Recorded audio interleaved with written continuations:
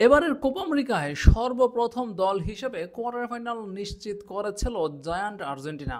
Lionel মেসির দলটি টানা 2 ম্যাচ জিতে সবার আগে কোয়ার্টার ফাইনাল নিশ্চিত করেছিল। এর মধ্যে আর্জেন্টিনা প্রথম ম্যাচে জিতেছিল কানাডার বিপক্ষে, দ্বিতীয় ম্যাচে জিতেছিল চিলির বিপক্ষে।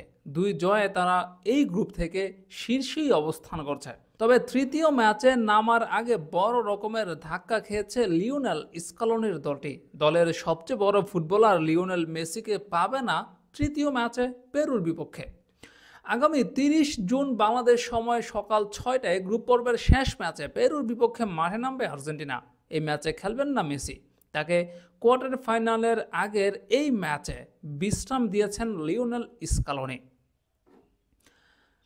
যদিও এটা শুধুমাত্র বিশ্রাম নয়, সেখানে রয়েছে শঙ্কা। চিলির বিপক্ষে ম্যাচে হ্যামস্ট্রিংয়ের ইনজুরিতে পড়েছেন মেসি। সেদিনই তাকে প্রাথমিক চিকিৎসাও নিতে দেখা গিয়েছিল ম্যাচের চলাকালীন সময়েই।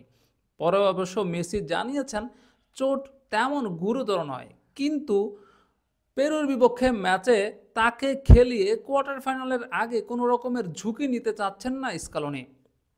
যার কারণে এই ম্যাচে লিওনেল মেসি খেলবেন না সেটা নিশ্চিত। তবে কোয়ার্টার ফাইনালে লিওনেল মেসি দলের সঙ্গে থাকবেন কিনা বা তিনি খেলবেন কিনা সেটা জানা যাবে আরও পরে। লিওনেল মেসির কিছু পরীক্ষা নিরীক্ষা করা হবে, সেই পরীক্ষার ফলাফলের উপর ভিত্তি করেই জানা যাবে তিনি কোয়ার্টার ফাইনালে খেলবেন কিনা।